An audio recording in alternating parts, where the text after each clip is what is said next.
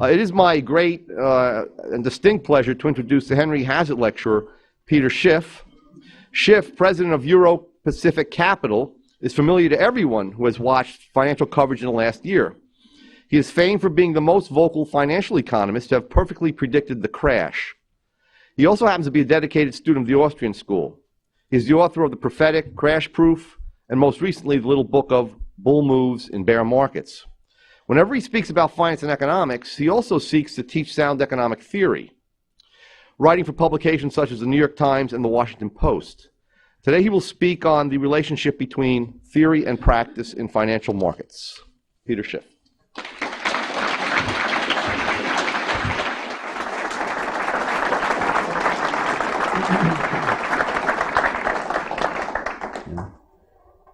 You know, I just looked at the topic for my speech about 30 seconds ago before I walked in the door. But apparently I'm talking about why is it that people didn't see this coming, or should people have known that this meltdown was coming? I don't know, is there anyone in this room that was surprised by the economic meltdown? I mean, does anybody think it's over? Anybody raise your hand if you think it's over? And does anybody think that the government solutions are going to work, or that they're going to help? Is there anybody? One? All right, so I guess there's really no reason for me to speak here. I don't know that I'm going to tell anybody anything they don't know. But anybody, if you want to indulge me, I guess I can talk about it a little bit anyway. But I mean, I don't know why so few people seem to understand what was going to happen. I mean, I guess, when you're living inside a bubble, it's very difficult to actually see what's going on from your point. But it's just, I lived through two of them because I'm a stockbroker, and I lived through the NASDAQ bubble. And to me, at that point in time, it seemed pretty obvious what was going on in 1997, 98, 99. I mean, it seemed obvious to me that these companies that people were touting couldn't possibly be worth the prices that people were paying. Yet nobody seemed to be able to figure that out back then. I mean, everybody seemed to be living in this new era, and the internet had captured everybody's imagination. I mean, to me, I couldn't see the difference between the internet, really, and a catalog or a telephone. I mean, people were saying that everybody's going to buy everything on the internet. And well, why? I mean, why aren't people just shopping, by telephone, or why aren't they just buying everything in a Spiegel catalog? I mean, it didn't seem that it was any different, and I knew that the valuations they were putting on a lot of these companies, I knew they'd come out with a company, maybe it'd be doorknobs.com or whatever it was, and you say, well, gee, even if they sold every doorknob in the world, they couldn't possibly be worth the multiples that they're trading at. And of course, they didn't even make any money selling them. And the whole idea behind so much of the e-commerce was just nonsense. The idea that it was more cost effective to individually FedEx items to people as opposed to letting them show up and buy them and put them in their cars and leave. I mean, there's no way. I mean, there are certain items that lend themselves to online sales, but most items didn't. But it didn't matter. I mean, everybody was coming public, and people were getting rich, but none of the people were getting rich because the businesses were successful. People were getting rich because suckers were buying their stock. I mean, the guy that started eToys lived in my apartment building in downtown Los Angeles. And, I started my company, Euro-Pacific Capital, about the same time he started his. He made a lot more money than I did. But he didn't make a profit. He never made a profit. But he made a lot of money because he found people to buy into his idea. And at one point, eToys was worth more than Toys R Us. I remember when I was trying to get clients back when I was, starting out at Euro-Pacific Capital, and I was trying to get people to buy foreign stocks. And I remember one country I was active in was in New Zealand. And I remember trying to convince people who own shares of stocks like Yahoo why they should sell their Yahoo and buy a stock in New Zealand. I would point out that Yahoo was worth twice the entire country of New Zealand. I mean, every stock they had, all the real estate. And I said, what would you rather own, this entire country? I mean, the dividend yield on the New Zealand stock market was over $1 billion a year. That was the dividend yield. Yet Yahoo was trading for more than twice the value of that whole stock market. And so what would you rather own? This company that just got started a couple years ago, or this whole country? And you know, you could take all the dividends. No one cared. They wanted Yahoo. They didn't want, you know. But it was just all nonsense, but nobody saw it. Of course, after the internet bubble burst, everybody was talking about how crazy it was, and the politicians were ready to, you know, throw people in jail, and, you know, they vilified Wall Street. But it didn't last very long. I mean, the whole thing was, in a year or two, we just moved right from that stock market bubble almost seamlessly into the real estate bubble, and nobody could see that there was any similarities. I mean, there's one, somebody recently put together another one of those Peter Schiff videos. I don't know if there was one that somebody made, this Peter Schiff was right video that was on YouTube that I know about 1,300,000 people have seen. But someone else put together like a CNBC version of that recently, and I happened to watch it. And there was one particular clip he put on with me and Mark Haynes. And I'm talking to him about, you know, this impending collapse in the economy and the real estate market. And Mark Haynes just says to me, he says, Peter, you expect me to believe, he said, bubbles are like a once-in-a-lifetime occurrence. We just had one. He said, do you expect me to believe that we have another one within 10 years? You know, and he was just incredulous that there could be another bubble so close to the stock market bubble. But of course, they were really interrelated. It was almost like the same bubble, because we never really had the fallout from the bursting of the NASDAQ bubble. We simply replaced one bubble with a bigger bubble, and we postponed the consequences of the unwinding of the imbalances until right now. And of course, we're still trying to postpone it. But I think at this point, the damage has been so great, and the problems are now so huge, that I don't think there's another economic rabbit they can pull out of their hat at this point. I think that we're just going to have to face it now. And basically what happened is, why did we have a stock market bubble? You know, we had a stock market bubble because the Federal Reserve was too easy. They were too loose in the 1990s. Interest rates were too low. We created too much money. And that fed the investments in the stock market. And we had a lot of malinvestments, right? We had companies were created that never should have existed. They were created not because they could generate a profit, but because they could go public, because investors wanted these stocks. It didn't matter that they could make money. So what did they do? They took land, labor, and capital. They took all the factors of production, and they combined them in ways that actually destroyed value. But it didn't matter, because these companies got financing. The Fed made the financing cheap. So they were able to flourish. They were able to flourish despite the fact that they were losing money. You know, the saying used to be they lose money on every sale, but they make it up on volume. And so but as long as they could raise money, and I used to, when I was working at Euro Pacific Capital, I would see deals, and people would send me, prospectuses on new companies they wanted to fund. I remember one I got from a small internet company that was, I don't remember, they were like a, I don't know if it was like a browser or whatever they were, or like a service where, you know, you go like on a provider. I don't even remember what they did. But it was a small startup, and they had their prospectus, and they were coming around looking to raise money.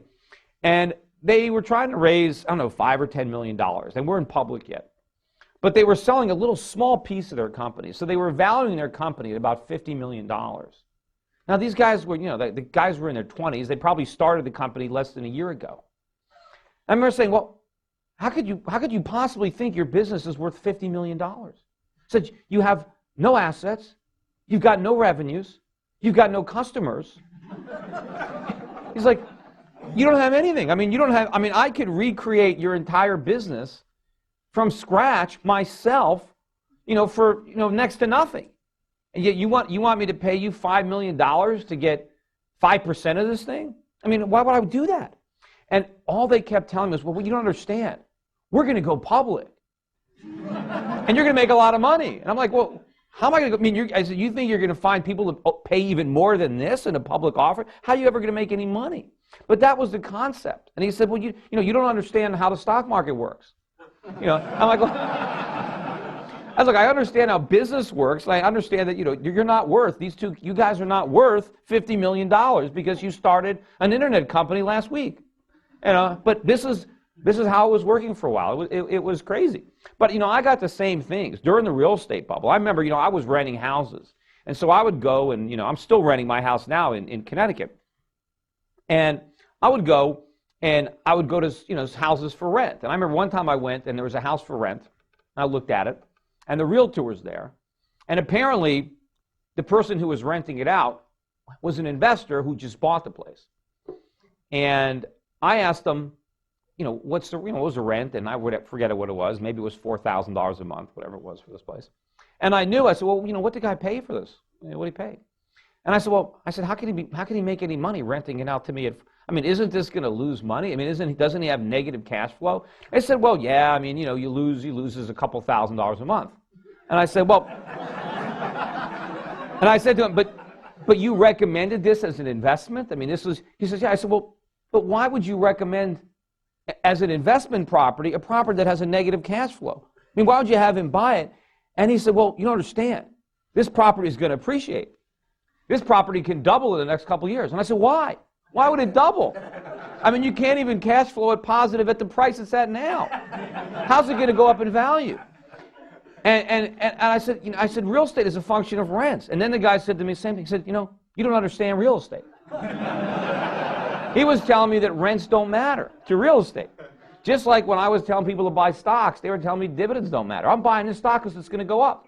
Well, why should it go up? It doesn't even pay a dividend. It's already, who would buy it? I did the same thing when I rented my apartment. I was renting an apartment. After I got divorced, I was renting an apartment in Stamford. And beautiful apartment, right on the water. I had my boat there. Beautiful views of the sound. I had right in the corner. Great unit, beautiful building. I had a concierge. It had, pool. It had, covered parking. It was a security building. It had racquetball courts. Had a gym with a trainer on staff. A lot of amenities. Right next door, there were maybe 20-year-old townhomes for sale. And I went to one of the open houses just for kicks. And there was a unit on sale, whatever they wanted, $500,000 or $600,000 for this unit. That was about the same square footage as what I was renting. But it had no view of the water. It was dark. It was old. There was no security. It had none of the amenities. Yet the property taxes and maintenance fees alone worth like $1,000 a month. And by the time I would have paid the mortgage, if that's how I financed it, I would have been spending more money per month to live in one of these little places than this really nice apartment that I was renting right next door.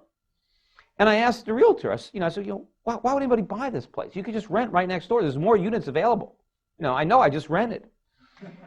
And the lady said to me, well, but when you move out, you're not going to have any equity. I said, well, what do you mean? She says, well, when you buy this property, then, it appreciates, and then when you can sell it, when you move out, you make money. I said, well, why the hell should it appreciate? Didn't you understand? It's already overpriced. You can rent right next door. Why should it go up?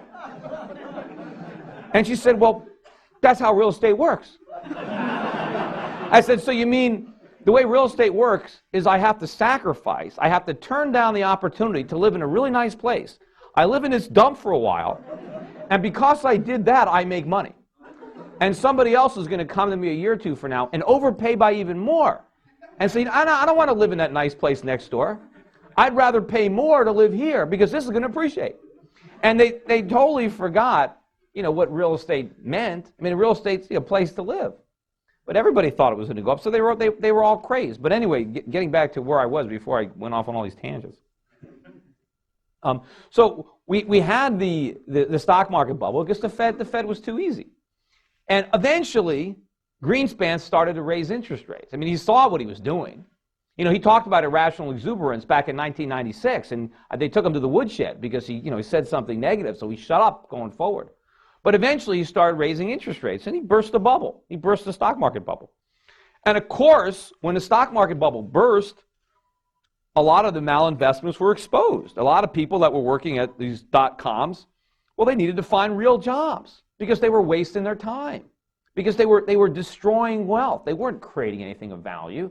So we had a lot of companies that had got capital that shouldn't have got capital. A lot of people invested foolishly. They're going to lose their money.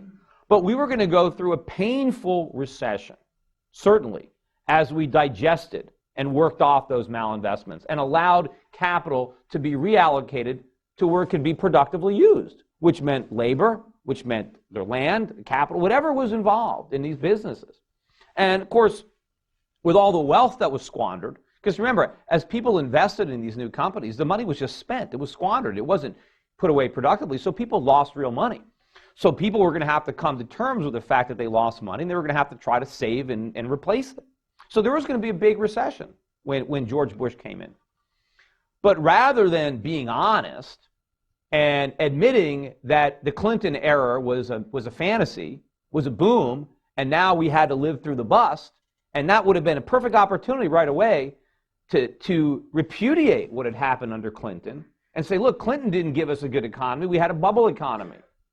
And now the bubble has burst, and we've got to clean up the Clinton mess, and it's not going to be fun.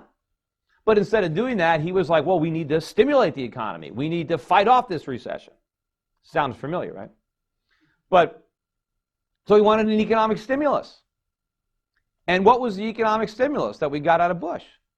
Deficit spending, cut taxes, increase government spending.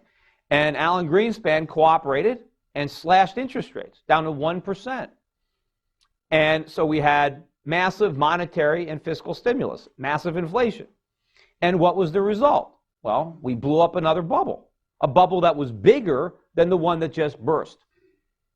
And of course, during that shallow recession that we had, and Bush was so proud of that, so proud of the fact that he kept the recession from being more substantial, we had record car sales. We had record auto sales. Well, where'd Americans get all the money for all these car sales and all these home sales? Well, they borrowed it all. We went into debt. We had a massive spending spree, the biggest spending spree in world history. We borrowed trillions. What do we do with the money? Spend it. We build houses. We remodeled our houses. We bought cars, appliances, furniture, gadgets, iPods and cell phones and plasma TVs, all sorts of things. We didn't make any of the stuff. We just borrowed the money to buy it. And our trade deficit just skyrocketed. I mean, we started running $60 billion a month trade deficits for years, and our savings rate went negative. And it went negative even after the government doctored the books and recalculated how we calculate savings. I mean, if they were calculating the savings rate the way they did 10 or 15 years ago, it would have been minus maybe 5 or 6%. But they changed it, and they decided to count certain things as savings that in the past they didn't count because they wanted to make the savings rate look higher. Although at some point no one even cared, I mean, whether we saved any money or not. No one thought that we had to save any money. So we had this huge bubble that was much bigger than the stock market bubble. And of course, the major difference, and something that I pointed out repeatedly, was the leverage involved. I mean, when people bought stocks, they pretty much bought it with their own money.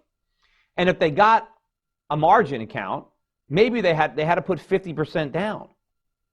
And many of the brokerage firms were requiring higher margins on internet stocks. So when the bubble burst, the losses were pretty much confined to the people that made the bad bets. And at least when the losses happened, nobody tried to bail anybody out. If you lost money, you lost money. Right? There was no one looking to the government to get their money back because they bought a dot-com stock that went to zero. Right? None of the brokerage firms failed. Nobody failed because they had loaned money to people to buy real estate, to buy stocks. No. This time around, of course, everybody who bought real estate did it with somebody else's money. Very few people were paying 100%. Many people were buying real estate with none of their own money. People were buying real estate with nothing down. I mean, is it any surprise that people gambled when they had nothing to lose?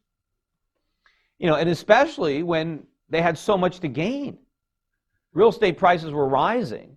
At one point in California, they took a survey, I think back in 2005, and the average home buyer believed that his house was going to appreciate by 20% a year for the next 10 years. That was what was expected. Now, you think about, at the time, the average California home was selling for about $500,000, which was about 10 times what the average household actually earned. right? So, but these guys actually believed that if they bought that house, they would make $3 million over the next 10 years. That's what they believed. Now, is it any wonder that they lied on their mortgage to get that $3 million? Is it any wonder that they signed up for a teaser rate? You think they cared what happened to the loan 2 or 3 or 5 years from now? They didn't care what the reset was. They were going to be rich. All they had to do was buy the house and they were going to be rich. It didn't matter what the mortgage payment was going to be because the house would take care of it. In fact, if you figure what the average Californian expected to earn on house appreciation, it exceeded what he expected to earn from his job.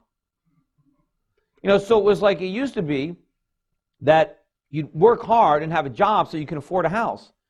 But it became the fact that, well, if you have a house, you don't need a job. And in fact, in the past, people used to, you know, if you lost your job, you might have to sell your house. No, not like in California. If you lost your job, you just bought a vacation house because you got the extra income. You know, houses were not expenses. They just, you know, they were free. Because if you had a $500,000 house, I mean, it's appreciating $100,000, $200,000 a year. And for a few years, it worked. The people that bought houses were getting rich. And the banks made it very easy to monetize that gain. You know, you didn't even have to sell your house to make the money because you could borrow out all the appreciation and still live there. Right? So it's like the goose that kept laying golden eggs. Nobody would sell one of these things. Why would anybody want to sell a house? They just kept going up. And you can buy another house with nothing. So, I mean, nobody wanted to sell. Everybody wanted to buy. Of course, I knew at the time that this was all going to change. I was renting, and I was watching all the nonsense. I mean, I rented a house in California. And I rented this place, and when I first moved in, I think they were selling for about $1 million, $1.1 million. These little townhomes. And I rented it for about $4,200 or $4,700. And at the time I rented it, I was like, well, it's no-brainer. I mean, the rent, compared to the property tax, the homeowner's fees. I knew, but I lived in that house for almost 2 years. And when I moved out, they were selling for over $2 million apiece. So obviously, I could have made a lot of money had I bought and sold, had I flipped one of those things. But when I moved out, the new guy that rented my house, I think he had to pay an extra $200 more than I paid. But it was an extra million. So obviously, the prices had absolutely nothing to do with the rents. In fact, the place I rent now, people still always ask me, why are you throwing your money away on rent? I go, well, I'm not throwing my money away. I need to live. They don't ask me why I'm throwing my money away on food or throwing my money away on, whatever else I'm buying. But that was the realtors, right? If you're renting, you're throwing your money away, as if buying a house you get to live for free. I said, well, why are you throwing your money away on mortgage, on insurance, on maintenance, on taxes? I'm not worried about any of that. I live in a huge house now, and I pay first and last and the security deposit. That was it. But I know that the rent that I'm paying after my landlord pays their property taxes, they're getting less than a 1% return on what they paid for the property, assuming nothing goes wrong. Because if anything breaks, they got to fix it, and which is going to destroy their 1%. So basically, I get all the enjoyment of the property and none of the headaches, and my landlord gets all the headaches and none of the enjoyment.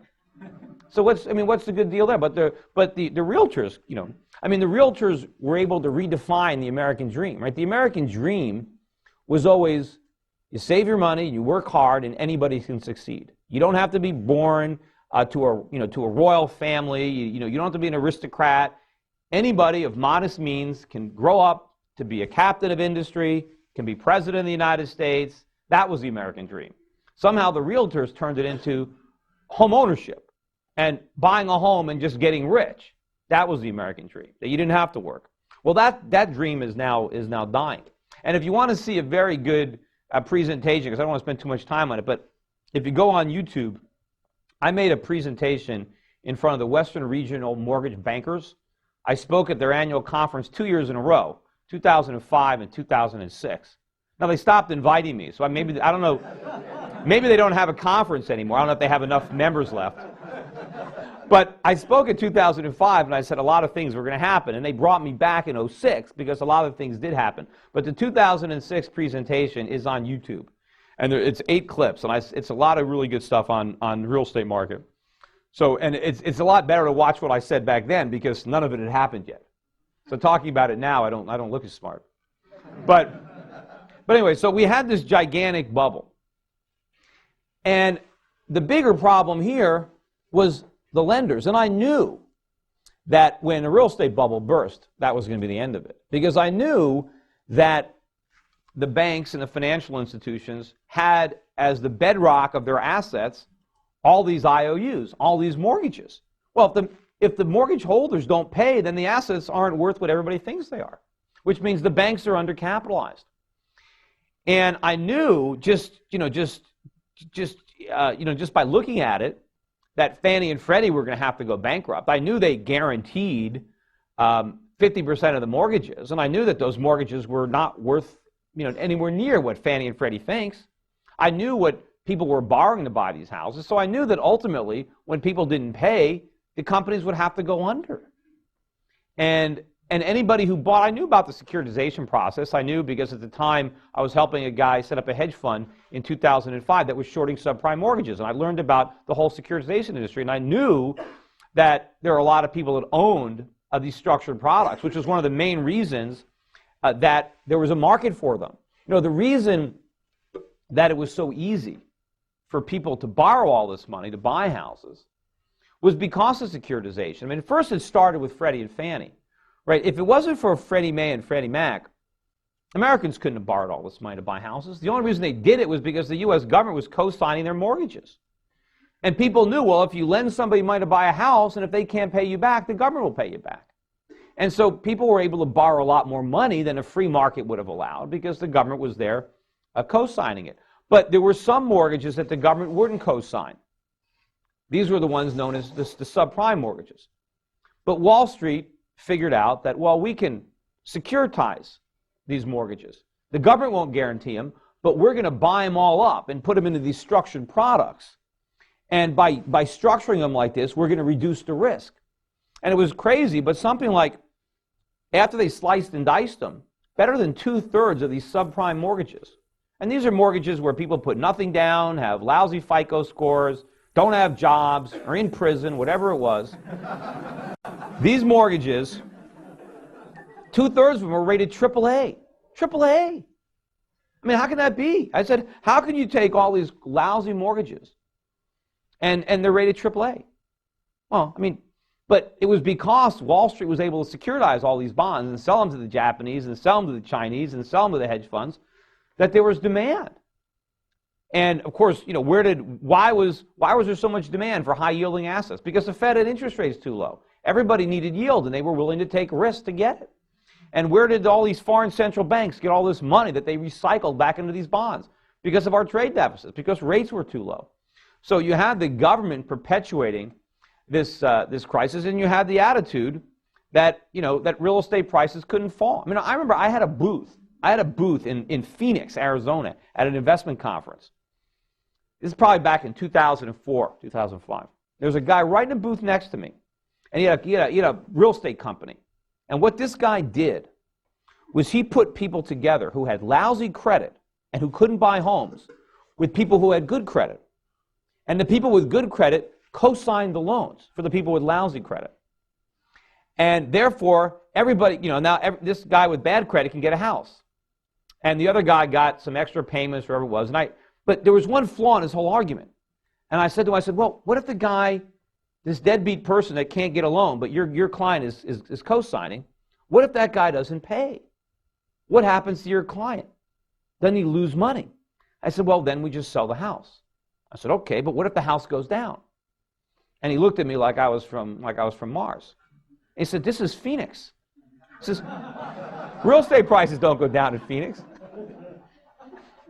And I imagine how many people lost a ton of money now, because that's probably one of the worst housing markets in the country. But this kind of stuff. So Wall Street, everybody had this idea that housing prices couldn't go down. So nobody questioned these AAA ratings. It didn't matter, because if somebody defaulted, you had the house to sell. But I knew that housing prices were going to fall. I mean, I remember when I would go on television and talk about housing prices falling, and people would say, well, that's not going to happen. That hasn't happened since the Great Depression. That's impossible. But people would ignore everything that had happened in the last 5 years. They would see, here was housing prices. They was like this. Then they went straight up. and said, well, they can't, because they've never fallen, they can't fall. So, but they've never done this. How are they going to stay up here? You know, they were saying it was like a permanent plateau. You know? And I said, look, I said, there's no way. And of course, everybody now, in hindsight, everybody wants to criticize the lax lending standards, the lack of a down payment. Everybody knows all these things that we did wrong, right? That we had too many people buying houses and credit was too cheap. So everybody can agree that we need to go back to a prudent form of lending. But nobody wants to go back to prudent pricing. Everybody wants to go back to sound lending principles, but leave the bubble prices intact. That's impossible. How can we? Nobody can afford to pay these high home prices without these gimmicks. But the reality is, of course, you know, the best thing that can happen to the real estate market is that prices come down. You know, it used to be that the mission of Freddie Fannie, before, you know, they went broke, was to try to make home ownership affordable. Now their mission is to keep home prices high, to keep homes unaffordable, to make sure that we have to mortgage ourselves, you know, to the hilt to buy a house. The government solution is high prices but low mortgage payments subsidized by the government. The free market solution is low prices. Because if real estate prices go down, you don't need to borrow that much money to buy a house. So it doesn't matter that your mortgage payment is a little higher. But, you know, the government still looks at the problem that home prices are falling. That's the solution. The problem is that they went up. So the problem, and the real problem that we have, of course, is now that the bubble has burst, you know, first in the stock market, now the real estate market, and now that we're having this massive recession, which is just getting started. I mean, we've barely gotten a taste of it. But unfortunately, all the blame is on the free market. All the blame is on capitalism. It's because there wasn't enough regulation. There was too much greed, right? And, you know,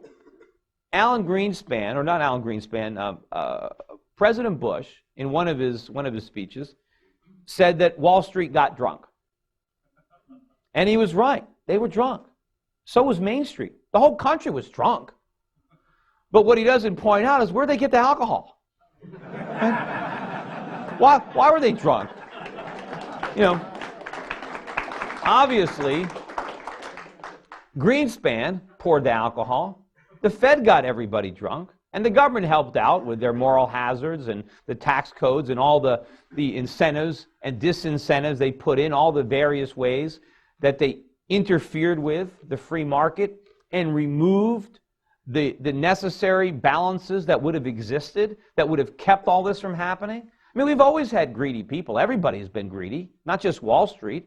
But all of a sudden, everybody was greedy all at the same time? I mean, can't they understand that there's a trigger for this? There's a reason that everybody acted this way? I mean, normally, when people are greedy, they're also fearful of loss. And people's fear of loss overcomes their greed and checks their behavior. But what the government did repeatedly was try to remove the fear. They tried to make speculating as riskless as possible. First, they provided us with almost, you know, costless money with which to speculate. And then they created the idea, or the Greenspan put, but whenever there's a problem, don't worry, the government is going to rescue you. The government's not going to let the stock market go down. The government's not going to let your bets go bad, so go ahead and keep placing them. That was the idea. That was the mentality. It was nothing that the free market did. In fact, the only entities that needed more regulations were the ones that the government created. I mean, Freddie and Fannie. I mean, if Freddie and Fannie didn't have a government guarantee, they wouldn't have needed any regulation because the market would have regulated them, right? People would have looked at their balance sheet and said, hey, you don't have any capital. You can't guarantee these mortgages. Who are you kidding, right? And they never could have expanded the way they did. It was only because the government stood behind them that people didn't care. People said, oh, the government will never let Fannie and Freddie go bankrupt. And they were right. They didn't. Right? That was the question. We didn't know. When I wrote Crash Proof and I said they're going to go bankrupt, I didn't know the answer to that question. I said, we don't know. Is the government going to let them fail, or is the government going to stand behind them? And I knew the worst thing was that they stood behind them. It would have been much better had George Bush said, you know what? We had no guarantee. We told you. In fact, on the prospectuses, when you bought the securities, on the front page. It said these securities are not guaranteed by the U.S. government. So the U.S. government could have said, you know, we told you we didn't guarantee them, and we don't. Now, a lot of people would have been pissed. A lot of people would have lost money, but it would have been better than what we did. Because we didn't make the losses go away, we just postponed them, and we just put them on the backs of American taxpayers, or more realistically, holders of U.S. dollars. But, you know, where was I? See, I digress like that, and I forget what I was talking about. But what was I just on? Huh? No. No, I was talking about Freddie and Fannie. So yeah, they knew that no one cared that their balance sheet was small because the government guaranteed it. So the one place that the government needed to regulate was Fannie and Freddie, and that's where they didn't regulate it. In fact, every attempt to regulate them was thwarted by Congress. I mean, Freddie and Fannie gave huge amounts of money to both Democrats and Republicans, anybody that tried to regulate them. But the reason they needed to be regulated was because they operated with a government guarantee. Once you gave them that guarantee, then the government had to regulate them, and regulate them heavily, because it was government money they were dealing with. It wasn't their own money. It wasn't private money. For normal lenders, we don't need any government regulation. The government can stay out. But in that circumstance, now, people could say, well, what about Wall Street? I mean, the subprime. There was a situation where there was no government guarantee. That's true. But Fannie and Freddie were the biggest buyers of subprime mortgages in the country. They were helping to legitimize the subprime market. They were big bidders in the subprime market. And, of course, it was Fannie and Freddie and FHA that really gave the impetus to the housing bubble, got it started, got the mentality there, is responsible for that way of thinking. I mean, so once the momentum was there, people just jumped along for the ride.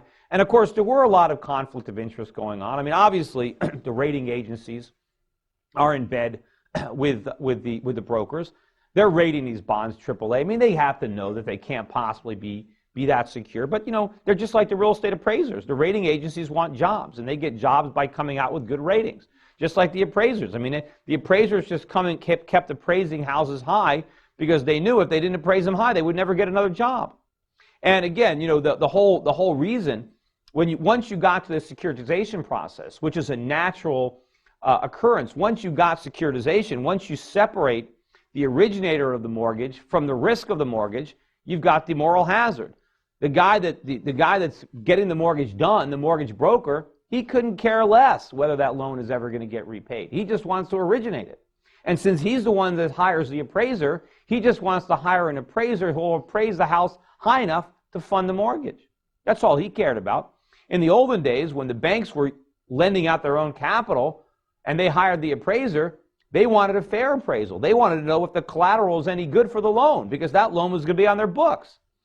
But in the securitization industry, so there were a lot of these moral hazards, but a lot of them got started because of government, and they never would have been able to grow to the extent that they did if it wasn't for government. And of course, one of the very reasons that so many financial institutions are in trouble, so many of the major banks in this country, and of course all of our major banks would already be insolvent. They would already be broke if they hadn't got money from the government and if the Fed hadn't been buying up all these assets.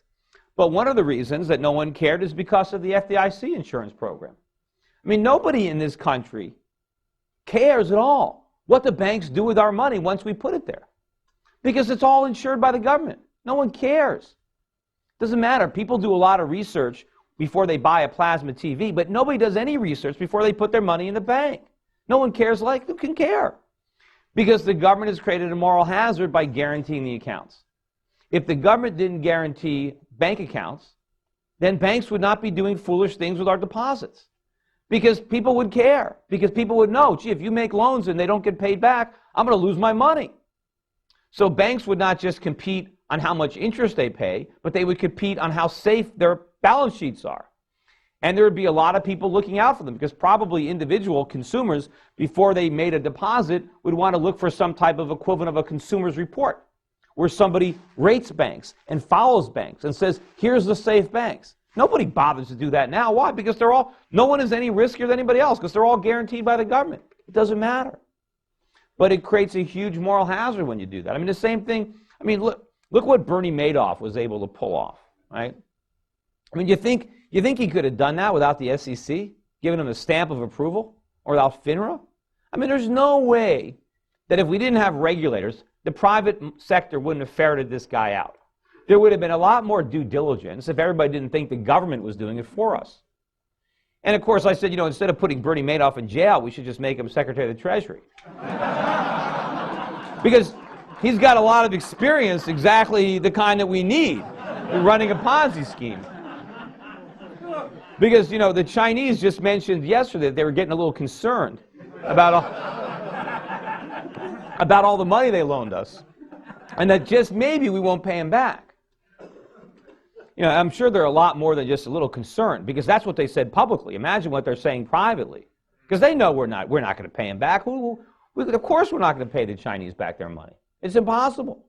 We can't possibly. And can you imagine if President Obama, given the following type of speech to the American citizens, to say, national televised address, and say, my fellow Americans, I've got a little news for you today. We're going to have a massive, across-the-board tax increase on average working Americans.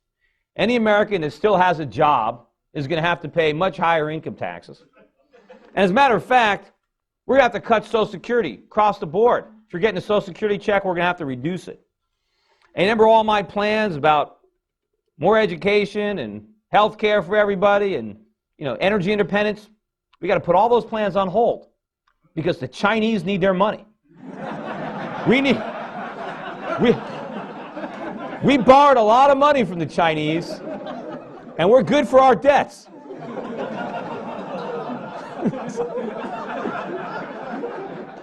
They worked hard for that money, and they loaned it to us, and we're going to pay it back. Now, that's going to require a big sacrifice on our part. Does anyone think that we're going to do that? What, are they kidding me? We're going to tell the Chinese? We're going to say, you guys are predators, predatory lenders. We need a modification program. We need to cram down on this. You never should have lent us all this money. You know we can't pay it back. It's not our fault. The Chinese know this. The Chinese, they can't even vote in our elections. Why are we going to care what they think? We're going to tax voters to pay non-voters? So the Chinese know they're in this box. The U.S. government, we don't pay our bills. We're like Bernie Madoff, right? People loan us money. How do we pay it back? We borrow more. Right? If somebody came to Bernie Madoff a couple years ago and wanted their money, they got it. Why did they get it? Because they were able to take in new money. They found another sucker who didn't know it was a Ponzi scheme. Same thing the U.S. government does. Every time a bond matures, we just go sell another one. And every time we need to pay interest on the national debt, we go borrow that too. Well, it works until nobody wants to lend us any more money. Then we're going to have to default, just like Bernie did. And there's only two ways we can default. We just legitimately don't pay, or we print money. That's it. There's only two ways to repudiate your debt. There's no way we're going to pay the debt. The Chinese have to know that. And we're going to figure that out. But anyway, let me get back to it. I keep going off on too many tangents. But, all right, so the free market, that's where I was, the free market was getting the blame for a problem that was created by the government. And what's happening now, of course, is the government is using this economic crisis that they caused to get even bigger, to grow their power, to expand, to come to our rescue, to save us from the evil forces of capitalism with government, with socialism. And, when you listen to Barack Obama, I listened to his most recent speech, and a lot of what he said was true. He talked about the fact that we need a genuine economy. We can't have a false prosperity. We can't have a prosperity based on debt and spending. We need to have a sound foundation. All that was true. But then, of course, everything else he said is wrong. He wants the U.S. economy to have a sound foundation, but he wants to be the one that builds it. He thinks the government can erect a sound foundation, that central government planning can replace the market. that resources can be allocated efficiently by politicians who want to get votes, as opposed to entrepreneurs who are looking for profits. Right? He wants to replace the invisible hand with the hand of the state, and he thinks that he could do it better. I mean, the problem is, sure, we had a phony economy. That's true. We had a phony economy because of the government, because the government undermined our productive capacity, undermined our ability to save, undermined our ability to manufacture, and nurtured and cultivated the consumer bubble, the service sector economy that we had that's now collapsed. And it's not government that's going to restore it. We need free market forces. The government right now, everything that they're doing, what is the government trying to do right now? They want to bail people out and they want to stimulate. Well, the bailouts are the worst thing that you can do because they want to bail out companies that should fail, that should be bankrupted. Bankruptcy is a good thing. It's the way the market cleanses the economy of companies that shouldn't be there. Why shouldn't they be there? Because they're not generating profits. They are not effectively utilizing resources. Those resources need to be freed up. Right now they're being held hostage. We need to free them up so that we can use them productively. You know, they say, oh, we can't let General Motors go bankrupt because some auto workers will be unemployed. Well, I mean, we don't want work just so we can have a job. We want work because we can produce something. We want the value, right? I mean, if somehow, we can all have like little machine and we could just push little buttons and whatever we wanted would magically appear, right? Nobody would have to work, right? And the government, of course, would try to outlaw those gadgets because it would create a lot of unemployment. But who would care? We wouldn't need employment. We would have everything we want. So we work because we want stuff, not because we want to work. So just to preserve jobs doesn't make any sense if they're not productive, if they're not efficient. Now, I can understand why some of the auto workers would want to preserve their jobs if they're being overpaid. I certainly can understand why a lot of these executives want to preserve their jobs. But society doesn't want to do it. The government shouldn't be doing it. We need to let companies go bankrupt. And when I talk about letting, General Motors go bankrupt, and of course, I was predicting that they would go bankrupt 5 or 6 years ago. I knew they couldn't survive. But if we let them go bankrupt, does that mean it's an end to the automobile industry? Does that mean that all those plants in Detroit or in the Detroit area are just going to sit idle? That all those skilled workers are just going to sit there and nobody is going to try to hire them? Of course not. What would happen if we let General Motors go bankrupt is that some entrepreneurs would step up and buy up the assets out of bankruptcy, and they would no longer be encumbered with big labor union contracts or health care obligations or interest on debt. They would be able to buy the assets without the liabilities and organize them in such a way that make cars profitably. Now, in order to do that, they would probably have to pay their workers a lot less than workers are being paid now, but at least they'd be working for companies that made cars profitably. And we'd probably end up with a lot more people working in the automobile industry than we have today. And the fact of the matter is, rather than making cars for Americans, we should be making cars to export. Because Americans, we don't really need any car. We have too many cars. I mean, we have, 2 or 3 cars per household at this point? I mean, when the president makes a speech and he says, we need to restore credit. He keeps saying credit is the lifeblood of the economy. We need credit so Americans can go out and buy more cars. I mean, you can look at the United States and say, what's wrong with our economy? We don't have enough cars. We need more cars. I mean, that's the last thing we need. Now, we need to make cars. We know why we need to make cars because there's a lot of people in China that are still on bicycles. They need cars. We should be able to make cars for them and export them. We don't need them for ourselves because we own too many cars. We have too much everything. If you ever seen some of these commercials, or not commercials, these television, the news stories, where when they foreclose on houses, they send these companies in and they got to, clean the places out and get them ready, And it's amazing to me, but they would go to these houses that people abandoned and they're full of stuff. I mean, the TV sets are there. The stereos are there. There's clothes in the closets. Why didn't these people take that stuff? They didn't even want it. I mean, we got all this stuff and it doesn't even matter. They just didn't even care about it. And all this stuff, of course, was bought with borrowed money. We didn't make any of it. We didn't have any money to pay for any of it. The last thing Americans need is to buy more stuff. But the government, part of the economic stimulus, right, in addition to the bailouts, and of course they want to bail out Wall Street investment banks. Why? Let them fail. What do we need them for? Why do we need Goldman Sachs? Why do we need Morgan Stanley? Let them fail. The government tries to blame all the economic problems that we have today on the fact that they let Lehman Brothers go out of business. Meanwhile, they bailed out everybody else and we're in this gigantic mess. Maybe it's not because they let Lehman fail. Maybe it's because of the other bailouts. But no, now they want to make us believe that since Lehman Brothers failed, they can't let anybody fail. We don't need all these investment banks. And if they go away, it's not going to mean that brokerage is going to stop, that investment banking is going to stop. It's just going to be done by somebody else. There are a lot of small firms out there like mine that are expanding, that will expand even more if the government gets out of the way. But instead, the government is rewarding the incompetent people and keeping them in business, and they're punishing all the competent people. Meanwhile, look at the bonuses, look at the amount of money that is being paid to Wall Street executives using bailout money. I mean, how can these guys be entitled to make multi-million-dollar a year salaries when their companies are losing a fortune based on what they're doing? I mean, let them fail. Let them go out of business. But the stimulus, what is it that the government is trying to do with the stimulus? The government is trying to recreate the conditions that led to the crisis. Because when they talk about stimulating the economy, they're not talking about stimulating economic growth. They're talking about stimulating spending. They want us going back to the auto showrooms, back to the malls, and buying more stuff.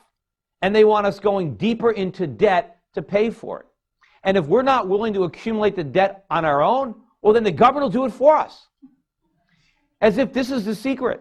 If they could just spend enough money, then the economy is just going to magically grow again. And that's all nonsense. The only reason it worked before, and it really didn't work, was because we were able to borrow the money from the rest of the world and spend it. And we were able to live in the delusion that we were getting richer even as we were getting poorer because we looked at our asset prices, right? We were looking at real estate and stock prices going up, and we said, hey, we're actually getting wealthier, even as we were getting poorer, because we were spending money instead of saving money. And as we spent money, we counted that spending as GDP. And so as long as our GDP was rising, we thought our economy was growing. But the whole time our GDP was actually going up, we weren't measuring real economic growth. We were measuring how much wealth we had been destroying or dissipating because we were simply spending. And we thought we were okay because some appraisers said that our house was worth more or the stock market was still going up. But all that was an illusion. And now that those bubbles have burst, there's no way to go back to it. Stock prices, I don't care, you're going to have ups and downs, but stocks in the United States are still expensive.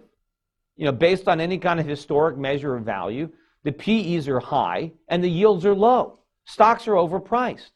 Houses are overpriced. Our assets are still overpriced despite the fact that they've fallen. Meanwhile, our whole economy is phony. The malinvestments that we have now is this entire service sector economy. We built an economy based on the idea that we can borrow and spend money in perpetuity. And that was just as phony as the idea that real estate prices would always rise. So we have a lot of Americans that are working in jobs that they really shouldn't be in.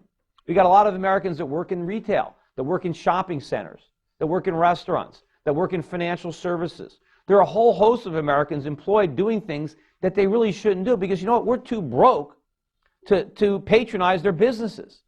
We need more Americans making stuff, producing things. And in order to have American labor available for productive capacity, they have to leave where they are right now. That somebody has to lose their job in the service sector in order to get a job in goods production. And of course, in order to get a job in goods production, we need capital. You can't produce anything without machines, without tools. Where's that stuff going to come from? You just can't wave a wand. You're going to have savings. Somebody's going to have to be able to borrow the money to make those investments, which means Americans are going to have to save their money. Or we're going to have to convince somebody in another country to take their savings and invest it in America, not just lend it to us. I had a debate on CNBC one time with Art Laffer, and it's about a 10-minute debate. The clip is on YouTube, but And part of it, where he bet me that penny went into that Peter Schiff video.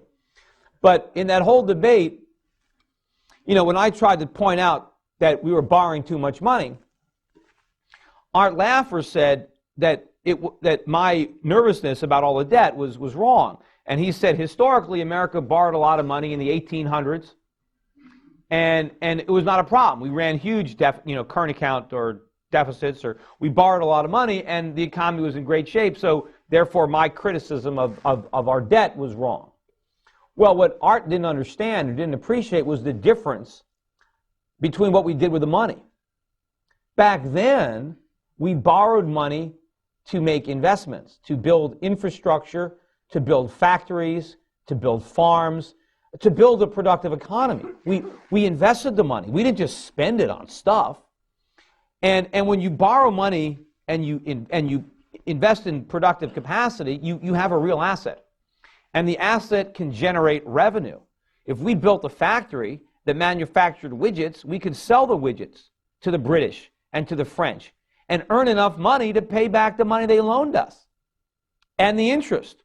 And we became the world's wealthiest economy because we borrowed to produce. What we've done recently is we've borrowed to consume. We didn't produce anything. We borrowed money and bought trinkets. We bought depreciating consumer goods. So how can we possibly pay the money back? We didn't acquire any income-producing assets to pay the money back. So if we're going to rebuild a viable economy, and if we don't have our own savings, we're going to have to convince the Chinese and the Japanese to build factories here. Well, why would they want to do that? With the high regulations that we have right now, with the high taxes that we have right now, we're just not competitive. So the only way that we're ever going to rebuild a sound economy in the United States is, number one, we're going to have to stop all the stimulus and stop the bailouts and let the free market work.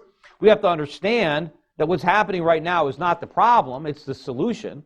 The problem was the bubble blowing up, not the deflation. We have to allow the pain, no matter how unpleasant it is. We have to understand that anything we do to delay this is going to make it worse. When you have President Obama is talking about how everything is different than George Bush, how his administration has changed, we're doing it differently. He hasn't changed anything. He's doing exactly what Bush did. He inherited the same situation, only worse, and he's doing the same thing, only worse. His fiscal policy is worse than Bush's, and it's funny, as he's getting ready to sign a budget or proposing a budget with near a $2 trillion deficit in 1 year, he's criticizing Bush for deficit spending. And what Bernanke is doing, the things that Bernanke is doing now, dwarf what Greenspan did in irresponsibility. I mean, I still say that, it's a tough race. I said that, there's a race to see who's going to go down in history as the worst Fed chairman ever. And Greenspan is probably still in the lead, but Bernanke is hot on his tail. I think the only reason that Greenspan is still winning is because he was there longer. But as far as for how many years he's been at the helm, it's got to have to go to Bernanke. But so the combination of Obama-Bernanke is way worse than Bush-Greenspan. But it's the same philosophy. Nothing has changed. This might as well be the third Bush term. He is doing the same exact stuff. I mean, the rhetoric is a little bit different, but the policies are all the same.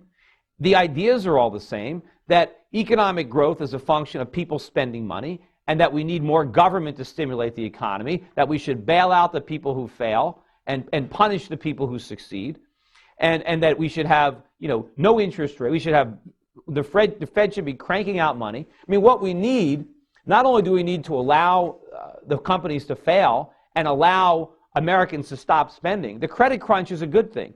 The fact that credit is being denied to American consumers is a good thing, because credit is scarce. It's not unlimited. It's a function of savings.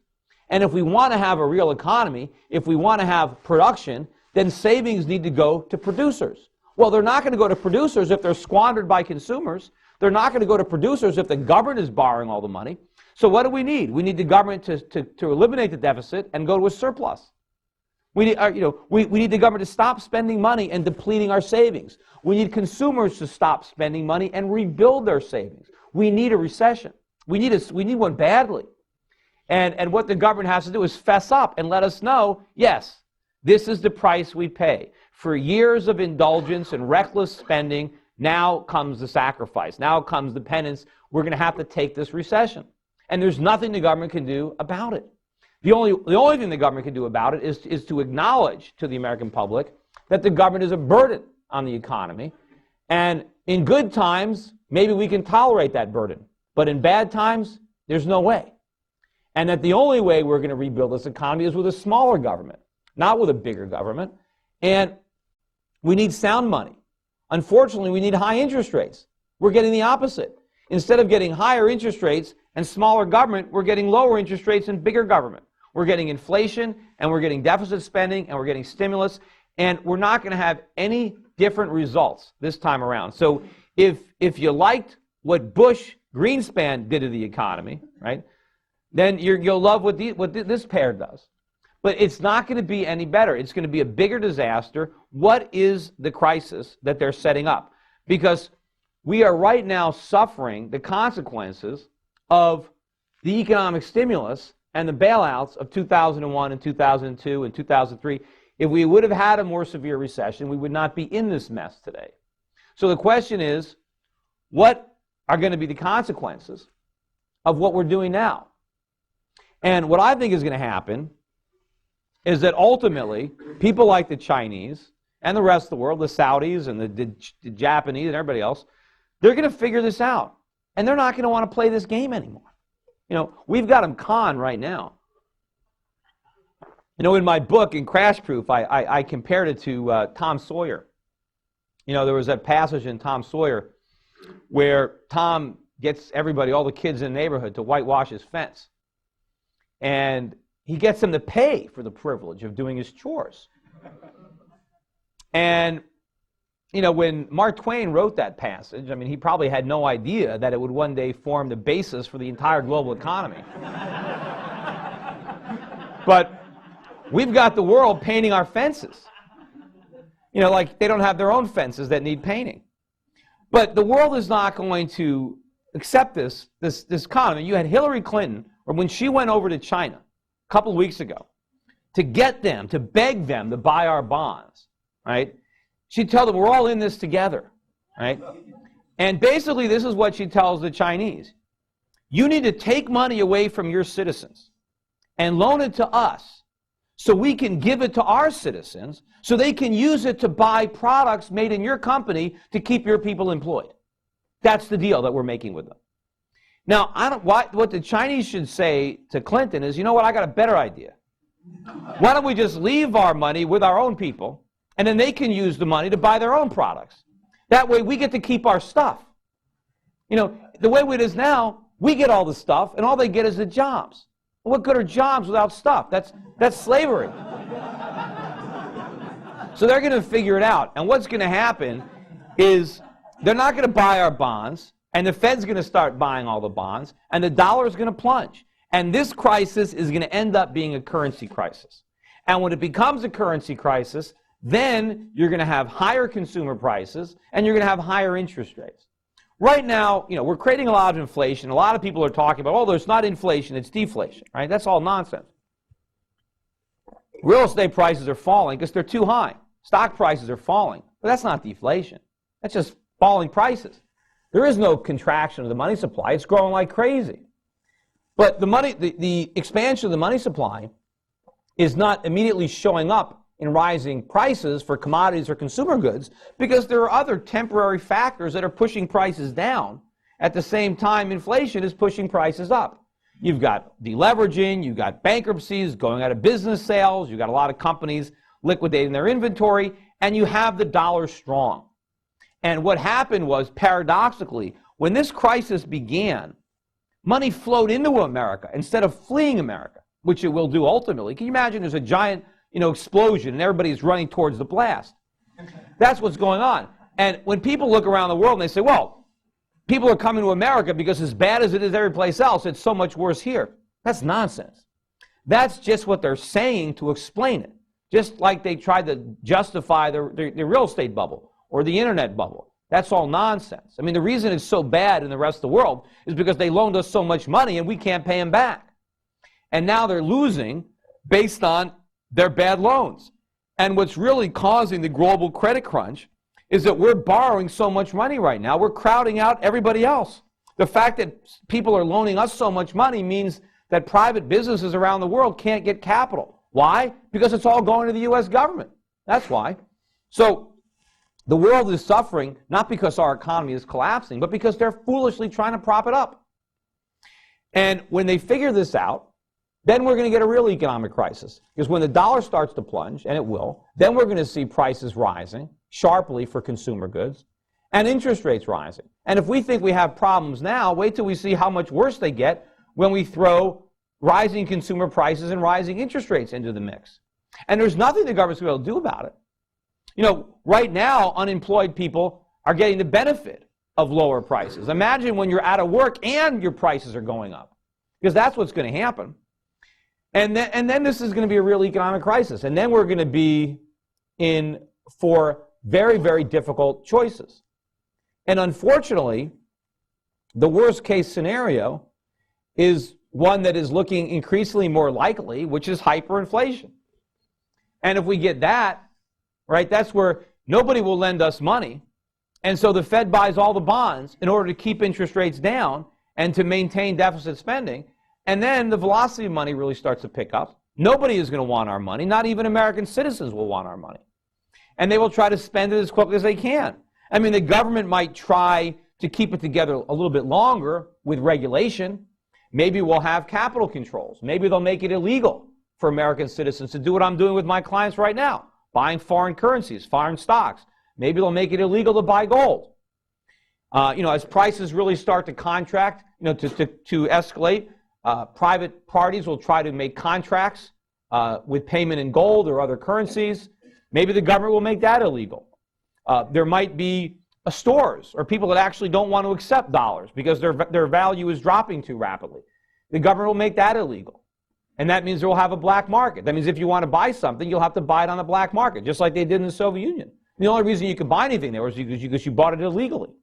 A lot of these things are going to happen. I think early on, probably even in Barack Obama's first term of office, I think we're going to have price controls. I think prices will be rising so rapidly, maybe even by next year, that they're going to impose price controls on a number of products. Probably energy, probably gasoline, probably milk, bread, and I mean, we're repeating all the mistakes of the 1930s. We might as well repeat the mistakes of the 1970s. And so when they put on price controls, what's that going to be? Shortages, blackouts, long lines for gas, long lines for food, a lot of things are going to happen. I just mentioned that. I mean, everybody now, of course, is talking about the 1930s and saying, oh, no, we can't repeat the mistakes of the 30s. Well, that's exactly what we're doing. I mean, the popular notion is that we had a depression because Hoover was so irresponsible that he trusted the free market and he did nothing. And because he did nothing, we had a depression. And then Roosevelt rode to the rescue and saved the day with big government. Well, the reality, of course, is that we had a depression because, A, we had a Federal Reserve that was too easy in the 1920s and created a boom. And then when the boom bust, Hoover ignored the good advice of his Secretary of the Treasury, which maybe is the last time the Secretary of the Treasury ever gave anybody any good advice. And instead of allowing the free market to work, he came up with all kinds of crazy things to bail people out and to prop things up and to distort prices and fix wages and all kinds of things that created the Depression. And then Roosevelt came in and proceeded to make it worse. And everything that Roosevelt did exacerbated it and made the Depression great. And we eventually got out of it after the Second World War. But how can anybody say that we got out of it because of Roosevelt? We got out of it despite Roosevelt. We would have got out of it a lot faster had Roosevelt not just expanded the failed policies of Hoover. And that's very similar to what's happening now. You got Bush, who is the Hoover now of this generation, who is now associated with the free market, who is nothing but anything like the free market. And now we have Barack Obama, like Roosevelt, coming in to save the economy with big government. Of course, the government is already huge. Maybe he hasn't figured that out. When when Hoover left office, I think the federal budget was about $4 billion. That was the whole thing. And Roosevelt doubled it to about $8 billion. Now we're $3 trillion. $3 trillion. I mean, so the government is huge. And of course, when Roosevelt came in, we had a sound economy beneath the surface. I mean, we had a productive economy. We saved. We made stuff. We exported. We didn't have a huge social welfare state. Nobody got checks from the government. We're in much better shape. If they did that much damage to a sound economy, imagine what they could do with the one we got now. Plus, back then, we had real money. We were on the gold standard. Now look at us. I mean, look at the problems we had in the 1970s, right? Still, we had a fundamentally sound economy then. We had a bubble in the 60s. Same thing, the Nifty fit the same stock market bubble. We printed too much money. We went to Vietnam. I mean, we fought the war in Vietnam. We went to the moon. We had the war on poverty. The government created too much money, and they gave us the 1970s. That was the payback for the 1960s. But when Reagan came in and when Volcker came in, we actually got some sensible policies. We shrank government, and we raised interest rates. We went for sound money and smaller government. You know, when Reagan came in, it was the government is the problem. Now, Barack Obama is the government's the solution. We're not going to, I mean, it's night and day. And, you know, there's a lot of other people that say we can't repeat the mistakes of Japan. Well, again, we're doing exactly what Japan did. Japan had a bubble in the 1980s. Why'd they have a bubble? Same reason we had a bubble. They kept their interest rates too low. Why did they do that? To keep the yen artificially low, because they didn't want the dollar to collapse. Kind of like what we did with Great Britain in the 1920s. Very, very similar. So the Japanese kept interest rates too low. And they're still too low. But they kept them too low, and they had a bubble. Two bubbles, stocks and real estate. Pretty familiar. Stock market bubble burst first, real estate bubble 2 or 3 years later. And of course, real estate prices are still falling in Japan. What was it? 15, 20 years later? They've fallen 70 or 80%. And that's in a country where you lose face if you don't pay your debts. You know, they didn't, you know, so I mean, if you can, and they have high savings. But the problem in Japan was the government in Japan refused to allow the market to function. Didn't want to take the pain of the deleveraging and the unwinding of the bubble. So they intervened and intervened and intervened and ran up the deficits and postponed this thing and dragged it out. But the main difference between Japan and America is Japan was a wealthy nation that could afford all that big government. I mean, they would have been better off without it, but the Japanese economy, beneath the surface, was so competitive and so fundamentally sound that they survived anyway.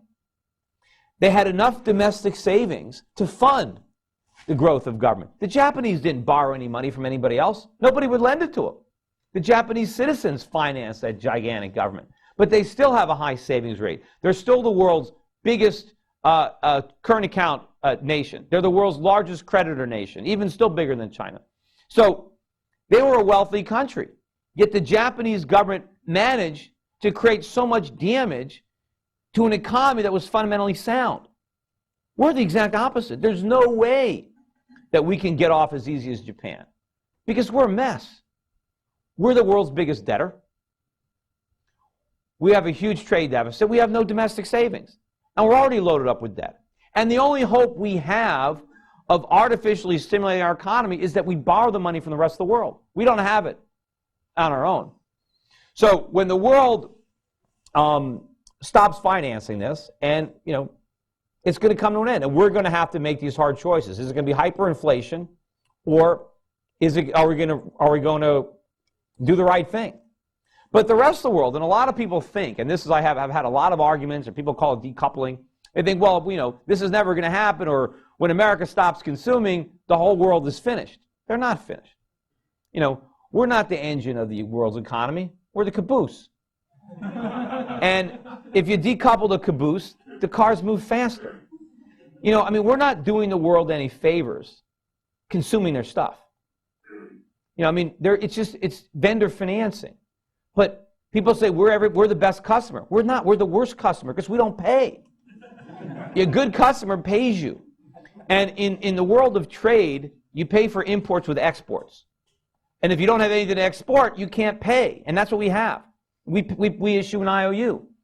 And when the world finally lets the dollar collapse, and they will, our purchasing power isn't going to vanish. It's just going to be redistributed. Other currencies are going to rise. And people in other countries, people that are working in factories right now in China, that are producing products and just, shipping them abroad and just kind of waving goodbye, all of a sudden, they'll be able to afford them.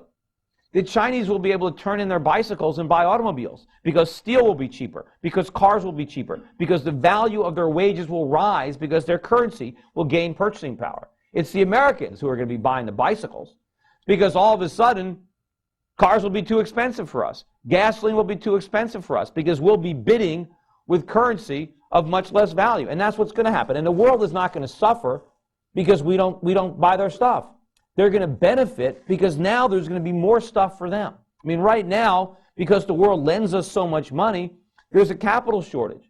Wouldn't the world be better off investing their savings productively in their own countries rather than just giving them their savings to us? Wouldn't they be better off enjoying the fruits of their own labor rather than laboring while we enjoy the fruits? It's obvious, and it's going to happen. Anyway, I don't know how long I've been talking. Huh? But anyway, did I have any time for any questions? Oh. Anyway, well, that's it. And